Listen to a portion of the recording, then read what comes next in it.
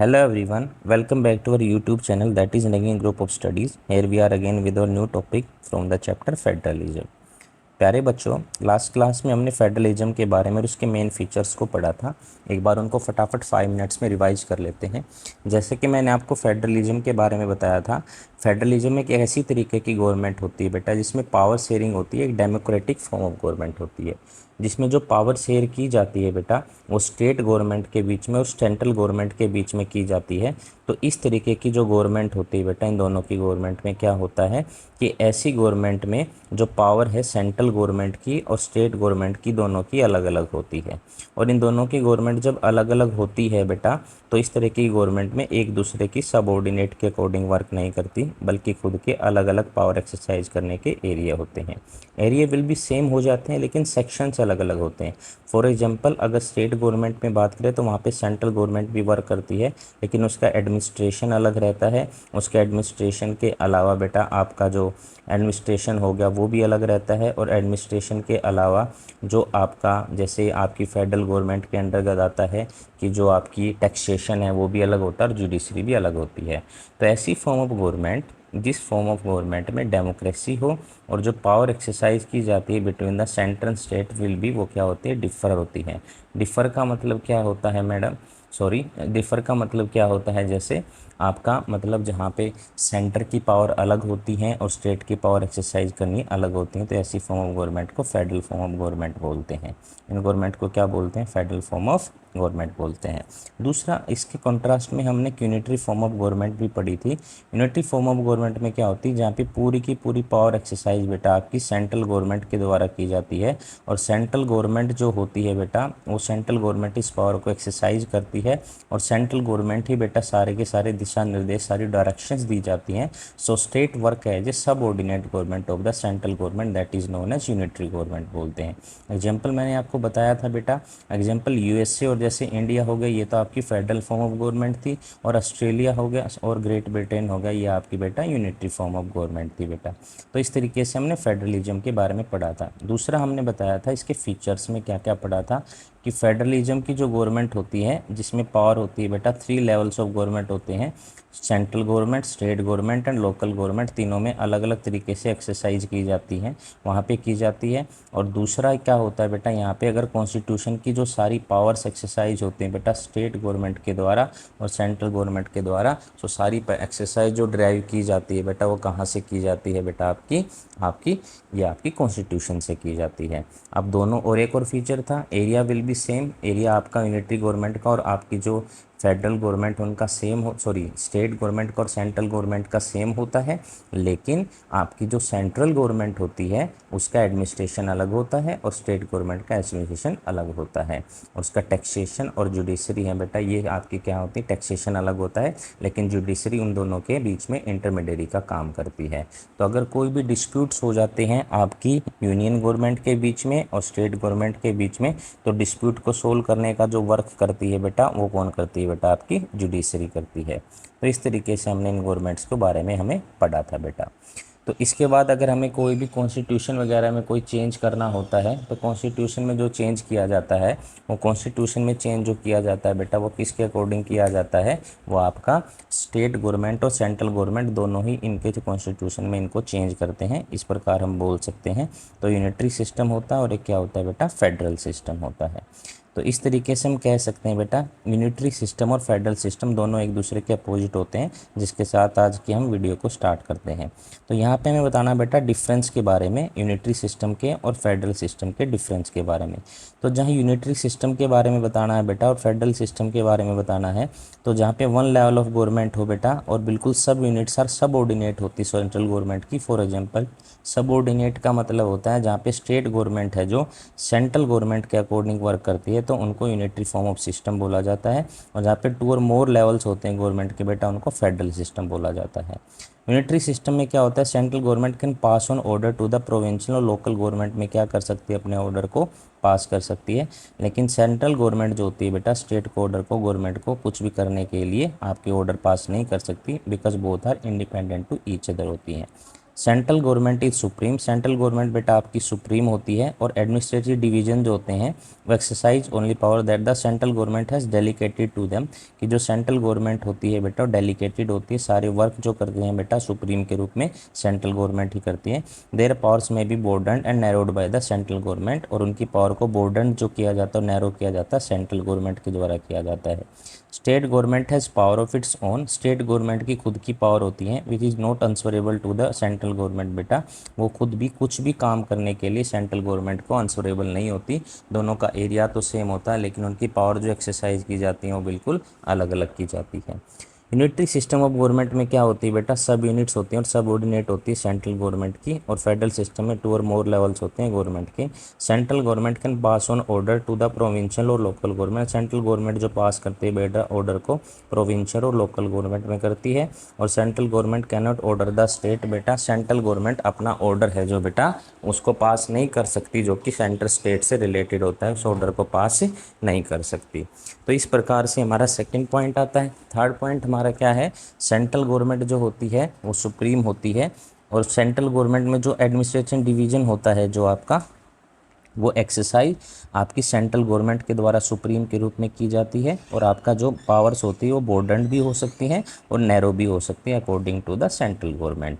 State government के पास जो पावर्स होती हैं बेटा खुद की पावर्स होती हैं, not answerable to the central government, ये उसके प्रति आंसरेबल नहीं होती, बल्कि बेटा जो सेंट्रल गवर्नमेंट होती है वो सब ऑर्डिनेट के रूप में काम नहीं कर सकती स्टेट गवर्नमेंट, वहाँ पे दोनों की पावर अलग अलग होती हैं। So these are the difference between unitary system and federal system. Next आता है इंडिया ए फेडरल कंट्री। आज हम जो पढ़ने वाले हैं बेटा, हम इंडिया के एक फेडरल कंट्री के बारे में पढ़ने वाले हैं, लेकिन इससे पहले मैं आपको बता रहा हूँ, इससे पहले मैंने कुछ इन चीज़ों के बारे में आपको पहले बता दिया था, जो कि फर्स्ट चैप्टर में मैंने आपको बताया था, जहाँ पे पावर शेयरिंग आया था यूनियन लिस्ट के बारे में, स्टेट लिस्ट के बारे में और आपकी कॉन्करेंट लिस्ट के बारे में। तो ये लिस्ट होते हैं बेटा जिसमें सब्जेक्ट्स होते हैं जो कि यूनियन गवर्नमेंट के और स्टेट गवर्नमेंट के वर्किंग पावर के बारे में बताते हैं। यूनियन लिस्ट में क्या होता है, the list contain subject of national importance बेटा, तो लिस्ट में क्या होता है, नेशनल इंपॉर्टेंस के क्या होते हैं, सब्जेक्ट्स होते हैं, और न सेंट्रल गवर्नमेंट फॉर्म्स ला, जिसमें ला को फॉर्म करते हैं। सम ऑफ दीज आर डिफेंस हो गया, फॉरेन अफेयर्स हो गया, बैंकिंग हो गया, करेंसी हो गया। So it is important to form uniform laws on the subject, तो ये इंपॉर्टेंट होता है बेटा इन ला को फॉर्म करना। सो आज हम जो ये टॉपिक स्टार्ट करने वाले हैं, ये स्टार्ट करने वाले हैं इंडिया एक फेडरल कंट्री के रूप में। चलिए आइए देखते हैं। India is a federal country, India एक कैसी कंट्री है, फेडरल कंट्री है। It has 3 tiers of government, इसमें 3 टायर्स ऑफ गवर्नमेंट होते हैं, that is number 1 is the central government, number 2 is the state government, and the number 3 is local bodies such as municipal corporations and panchayats. Municipal corporations जो होते हैं बेटा ये आपके urban area से, अर्बन सेंटर से बिलोंग करते हैं, और पंचायत के जो एरियाज होते हैं बेटा ये आपके आपके अर्बन के अलावा ये आपके ग्रामीण क्षेत्र से बिलोंग करते हैं। So there are 3 list which contain subject in which the union and state government में फॉर्म लाज बेटा, तो 3 लिस्ट हैं बेटा जिसमें सब्जेक्ट्स होते हैं यूनियन और स्टेट गवर्नमेंट्स के जो लॉ को फॉर्म कर सकते हैं। सबसे पहला आता है बेटा union list, this list contain subject of normal national importance, ऐसी लिस्ट जिसमें कंटेन ऑफ सब्जेक्ट बेटा नेशनल इंपॉर्टेंस के, सेंट्रल गवर्नमेंट इसमें लॉ को फॉर्म करती है। सम ऑफ दीज आर, जैसे इसके अंदर कौन कौन से आते हैं, जैसे डिफेंस हो गया, सो फॉरेन अफेयर्स हो गया, बैंकिंग हो गया एंड करेंसी हो गया। So these are union list. तो जो नेशनल इंपॉर्टेंस से रिलेटेड होते हैं सेंट्रल गवर्नमेंट में उनको हम क्या बोलते हैं बेटा, यूनियन लिस्ट बोलते हैं। जिसमें से कुछ तो क्या हो गया बेटा, डिफेंस हो के, फॉरेन अफेयर्स या बैंकिंग और करेंसी हो गया। So it is important to form uniform laws on this subject, इनके ऊपर यूनिफॉर्म लॉ को बनाना क्या होता है, बिल्कुल ही ईजी होता है। This list include subject of state and local importance बेटा, इसमें जो सब्जेक्ट्स होते हैं बेटा स्टेट्स के और लोकल इंपॉर्टेंस के, एग्रीकल्चर हो गया, इरिगेशन हो गया, ट्रेड एंड पॉलिसी हो गया बेटा, ये सारे के सारे किससे रिलेटेड होते हैं, स्टेट से। तो स्टेट एंड लोकल इंपॉर्टेंस के जो आते हैं बेटा सब्जेक्ट्स वो आपके किस में मिलते हैं, आपको स्टेट लिस्ट में मिलते हैं, जैसे एग्रीकल्चर या आपका इरिगेशन हो गया, ट्रेड हो गया या फिर पुलिस हो गया। कंकरेंट लिस्ट क्या होती है, subject related to the interest of both central and state government, जिसमें दोनों के, सेंट्रल के और स्टेट गवर्नमेंट के दोनों के इंटरेस्ट हो बेटा, उनको हम कंकरेंट लिस्ट बोलते हैं। इसमें इंक्लूड क्या क्या आता है आपका बेटा, फॉरेस्ट आता है, एजुकेशन आता है, ट्रेड यूनियन आता है एंड मैरिज आता है बेटा। ये सारे के सारे बेटा आपके forest education, trade unions and marriage हो गया, जो इन सब में किस किस से रिलेटेड होता है बेटा, ये आपकी कॉन्करेंट लिस्ट में होता है, जिसमें दोनों के इंटरेस्ट होते हैं, सेंट्रल गवर्नमेंट के भी और स्टेट गवर्नमेंट के भी।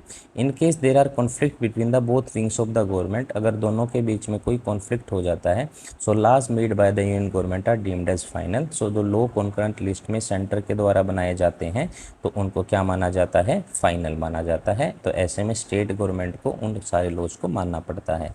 तो ये थे बेटा union list. Subject which do not fall in the above list, अब जो सब्जेक्ट बच गए बेटा, जो अबोव लिस्ट में नहीं आते, आर रेजिडुअरी सब्जेक्ट्स बोला जाता है and fall with in the jurisdiction of the union government. और वो किसके ज्यूरिडिक्शन में आते हैं बेटा, यूनियन गवर्नमेंट की। जैसे in India all state government do not enjoy equal power, सभी स्टेट्स की जो है बेटा इक्वल पावर नहीं होती।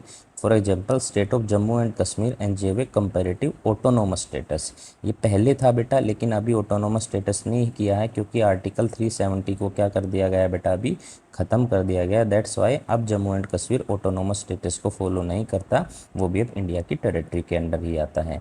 And some states have little powers होती हैं, जैसे लक्षद्वीप हो गया, दमन एंड दीव, ये हमारे सारे क्या होते हैं बेटा, जो एरियाज इनमें इनकी लिटिल पावर्स होती हैं, these are called as union territory, जहाँ पे सारे के सारे यूनियन गवर्नमेंट के द्वारा डिसीजंस लिए जाते हैं। सो union government has greater power over these territories, में उनकी क्या होती है बेटा, ग्रेटर पावर होती है। तो इसमें हमने क्या पढ़ा बेटा, इसमें हमने पढ़ा कि फेडरल कंट्री में बेटा 3 टायर्स होते हैं गवर्नमेंट के, central government, state government and local bodies, municipal corporation and panchayat. ये आपकी बेटा 3 गवर्नमेंट होती है, 3 टायर की गवर्नमेंट है, जिसमें बेटा आपकी यूनियन लिस्ट आती है, स्टेट लिस्ट आती है, कॉन्करेंट लिस्ट आती है।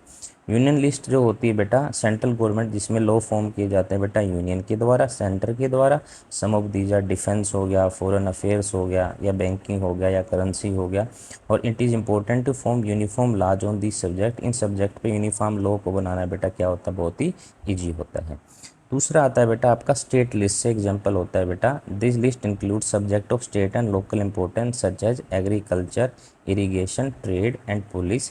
तो इसमें जो लिस्ट होती है बेटा किस किस की होती है, स्टेट एंड लोकल इंपॉर्टेंस, जैसे एग्रीकल्चर हो गया, इरिगेशन हो गया, ट्रेड हो गया एंड पुलिस हो गया, ये सारी की सारी आपकी किसके अंडर आती है, स्टेट लिस्ट के अंडर आती है। और इसके ऊपर जो भी लॉज बनाए जाते हैं सारे किसके द्वारा बनाए जाते हैं बेटा, वो आपके स्टेट लिस्ट के द्वारा बनाए जाते हैं।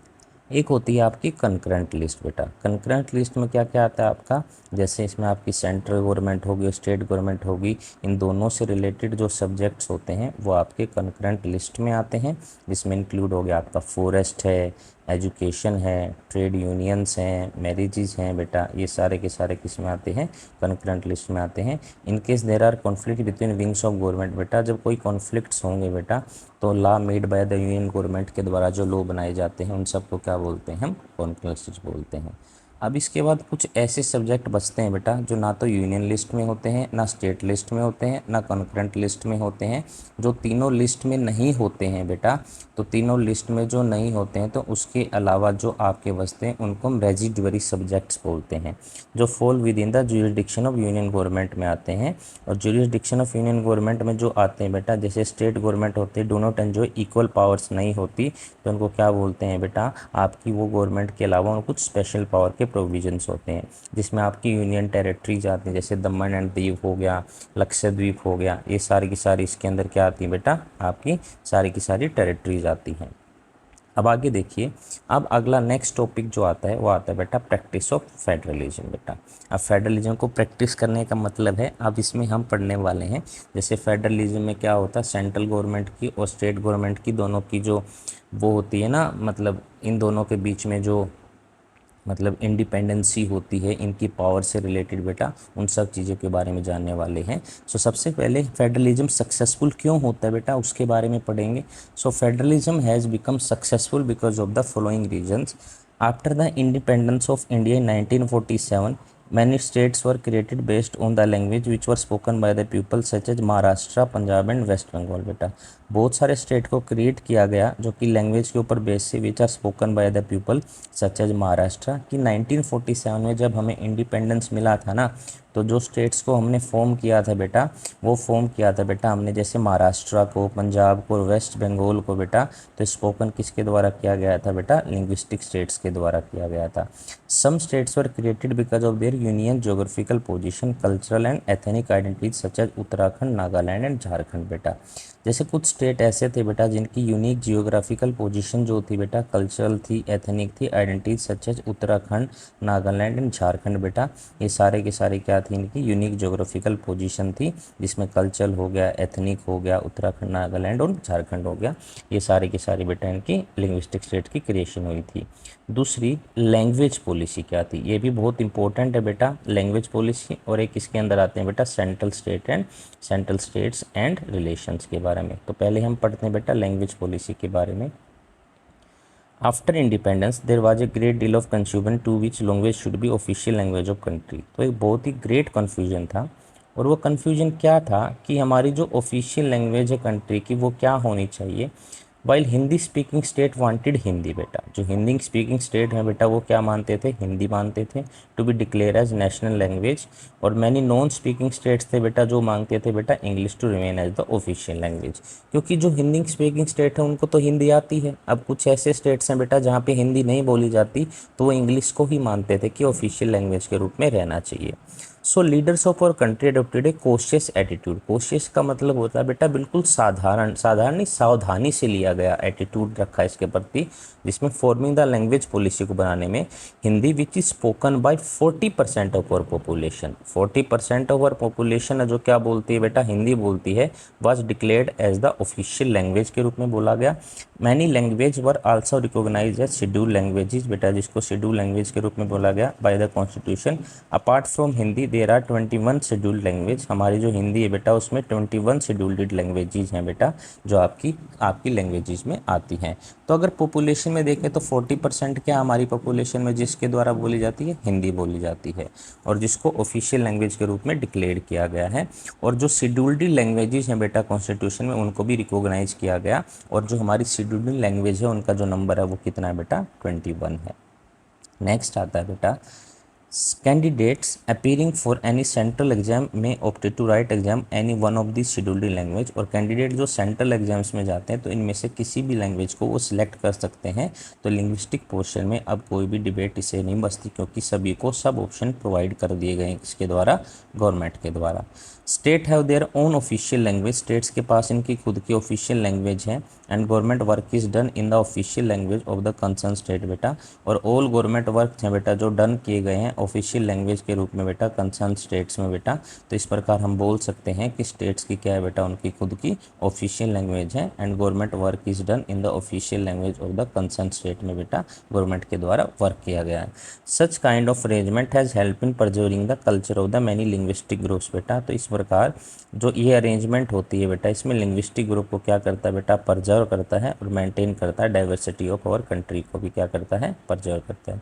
एक बार हम सेंट्रल स्टेट रिलेशंस को पढ़ लेते हैं, उसके बाद फिर इस टॉपिक को हम रिवाइज भी करेंगे बेटा, जो आपका ऊपर टॉपिक आया है जो आपका लैंग्वेज से रिलेटेड है। देखिए central and state relations. After independence, there are only few parties which formed government at the center and at the state levels बेटा। कुछ ही पार्टीज थी जिन्होंने क्या किया बेटा, गवर्नमेंट को फॉर्म किया सेंटर और स्टेट लेवल्स पे। वैन राइवल पार्टीज, राइवल्स का मतलब होता है जो अपोजिशन की पार्टीज होती हैं, form the government at the state level and the central government. उन्होंने पार्टी को फॉर्म किया बेटा सेंट्रल लेवल पे, और कब फॉर्म किया बेटा, उन्होंने फॉर्म किया स्टेट लेवल पे। Try to misuse the power by dismissing the state government बेटा। तो मिसयूज करने की this weakened the federal spirit, जिससे हमारा जो फेडरल स्पिरिट है वो क्या हो जाता है बेटा, वो वीकेंड हो जाता है, कमज़ोर हो जाता है। सो कंडीशन वाज इम्प्रूव्ड आफ्टर 1990। तो कंडीशन को इम्प्रूव कब किया गया, 1990 में, जब रीजनल पार्टी को एमर्ज इन डिफरेंट स्टेट में उनको एमर्ज किया गया, जहाँ पे ये हो गया कि सेंटर में अलग सरकार हो सकती है और आपकी स्टेट में अलग हो सकती है। और this also mark the beginning of coalition government. इससे एक बिगिनिंग हुई बेटा कोलिशन गवर्नमेंट की, जिसके बारे में मैं आपको लास्ट चैप्टर में भी पढ़ा चुका हूँ। जब दो या दो पार्टी बेटा मिलकर गवर्नमेंट को फॉर्म करती है at the centre in the absence of clear majority, जब किसी को नहीं मिलती कि जितनी सीट्स की रिक्वायरमेंट है सरकार को बनाने में, उतनी सरकार को बनाने में उनको मेजॉरिटी नहीं मिलती, तो उसके बाद जो पार्टीज होती हैं बेटा वो फॉर्म करते हैं गवर्नमेंट को, तो ऐसी गवर्नमेंट को हम क्या बोलते हैं, कोएलिशन गवर्नमेंट बोलते हैं। This led to a new era of power sharing, एक नई इरा आया बेटा पावर शेयरिंग का, and respecting the independent work of the state government, और इंडिपेंडेंट वर्किंग भी हुई। तो इस प्रकार से हमने देख लिया, एक आती है बेटा लैंग्वेज पॉलिसी, उसके बाद आता है बेटा प्रैक्टिस ऑफ फेडरलिज्म, उसके ऊपर क्या है बेटा आपकी यूनियन लिस्ट के बारे में पढ़ा हमने, इंडिया के एक फेडरल कंट्री के बारे में। लिंग्विस्टिक में मैं एक बार दोबारा बता देता हूँ, 1947 में जब हमें इंडिपेंडेंस मिली थी, मैनी स्टेट्स जो थे हमारे, जो बहुत सारे स्टेट्स थे बेटा, created based on the language के ऊपर उनको क्या किया गया बेटा, बनाया गया, which were spoken by the people such as Maharashtra हो गया, पंजाब हो गया, या वेस्ट बंगाल हो गया बेटा।